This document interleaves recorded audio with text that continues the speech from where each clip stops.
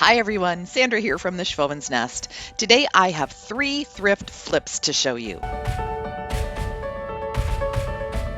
This first one is a wood basket that I picked up at the thrift store for $2.99. I'm not sure what kind of wood it is. It was in my thrift haul, but I really love the lines and the texture, and I think it's going to turn out pretty cool.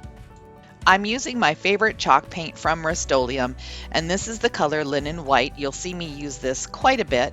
I'm going to paint the bottom of the basket with just one coat. I just didn't want it to be brown when everything else was white. And what ended up happening with this is I needed to put 3 coats of chalk paint on here. This stain on this wood, whatever it was very porous. It came through, it showed yellow a couple of times. I'll show you what it looks like in a second. So I really should have put some of my Kills primer on first, just to block out any of the yellow and the stain from coming through. So note to self, next time I have something that has a really dark stain and a porous wood, I'm going to use a primer to block out the stain.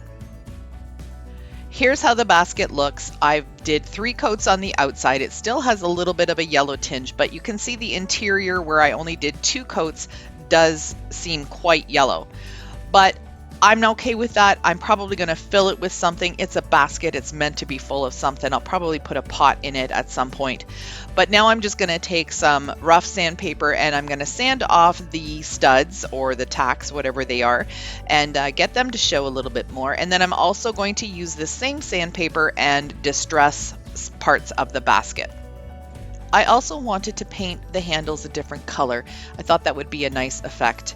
So I'm using the Folk Art acrylic paint in gunmetal gray, and it has a little bit of a shine to it, or I guess like a silver tone to it. It's going to end up looking like the handles are galvanized.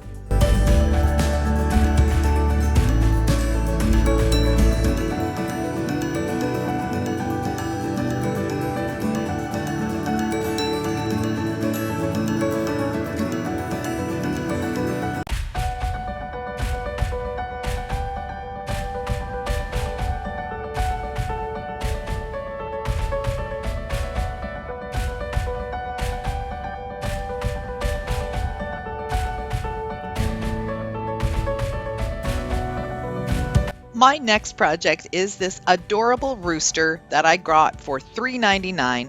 The stand is supposed to be connected to the rooster, but it was a little bit loose when I got it.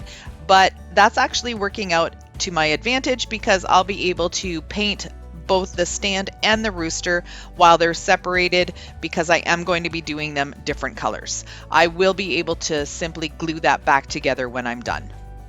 I thought painting the stand and the rooster 2 different colors would be good.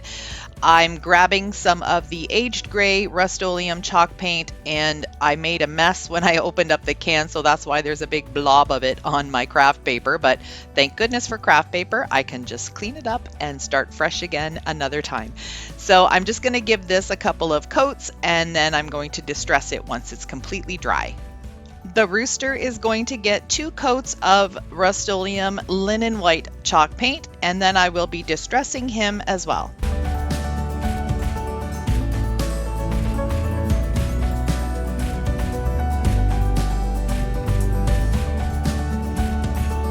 To distress the stand, I'm just using some fine grit sandpaper, and I'm just going to go over the edges that are sticking out. So basically just any small edges that are on the top where they would get some natural wear.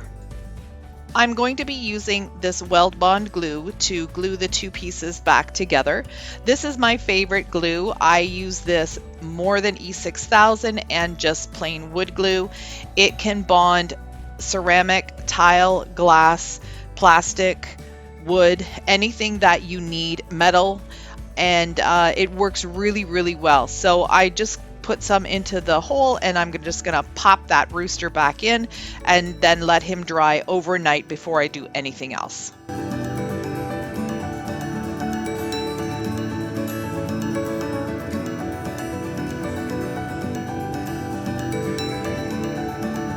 I'm using some coarse grit sandpaper to sand the edges of the rooster. Now, The whole point of having these two pieces separate was that this part would have been much easier. So I got ahead of myself and I glued them together before I sanded the rooster. But that's okay. It seemed to work out fine. I'm just going through the outside edges and roughing it up, pulling off some of the paint just to show the wood underneath. Have any of you had success with wet distressing? I have not. I've tried it quite a few times and I just can't seem to get enough muscle behind me to get any of the paint to come off. So I decided to just take my screwdriver and just scrape off some paint in some strategic areas just to give it more of a rustic look. If you've had success doing the wet distress technique, can you please share with me in the comments some tips and tricks that maybe work for you? Maybe I'm doing something wrong, I'm not sure, but I thought I was following the steps, but I just can't seem to pull that paint off. So I would really appreciate some help in that department.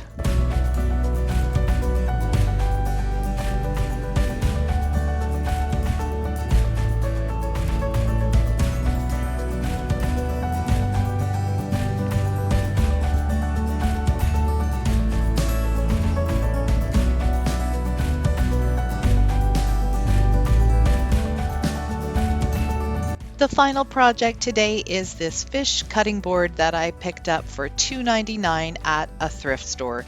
He's in some pretty rough shape, but I'm going to fix him up. He's not in that bad of a shape, but he does have quite a bit of shine to him, so I'm just taking some 220 grit sandpaper and roughing up where I'm going to paint, and then I'm just going to wipe the dust off with a rag. The idea for this guy is to make him into a key holder, and I'm going to do my first try at an ombre effect. So the first color I'm going to use is an acrylic paint in navy blue, and I'm going to just do the bottom portion of the fish. Next, I'm going to do white on the top, and then I'll be using a different color in the center, and I'll be able to blend those three colors together.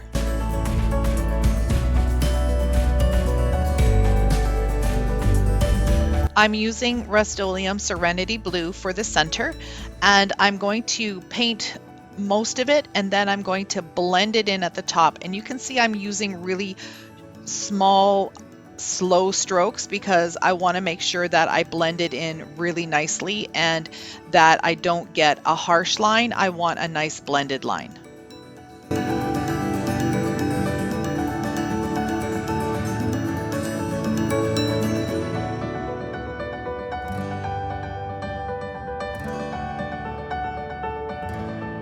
Now I'm doing a second coat because I want to make sure that none of the brown of the original color comes through.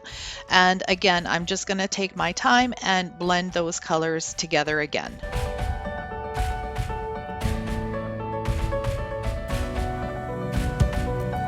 You'll also notice that I'm switching back and forth in between the colors because as I put the dark blue on, then I'm getting more of a solid line, and then I'm going to go back with the Serenity Blue and blend that line a little bit more. So you've got to play around with it and just keep blending until you get the desired look. I'm also making sure that I paint around the edges of the fish, and I'm also going to paint the back of it just a solid white because I don't want to see that brown.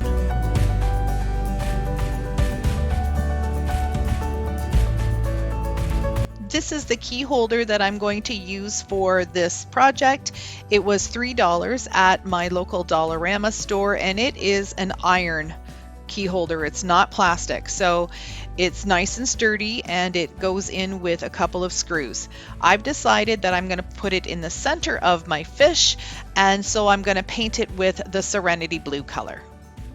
I'm only going to do one coat of paint on the hooks because if any of the brown color shows through, that'll just make it more rustic. The wood on this fish was fairly soft, so I was able to just use my screwdriver and screw them in. And then I'm just going to take a little dab of paint on my finger and just fill in those holes and make sure that the silver doesn't show.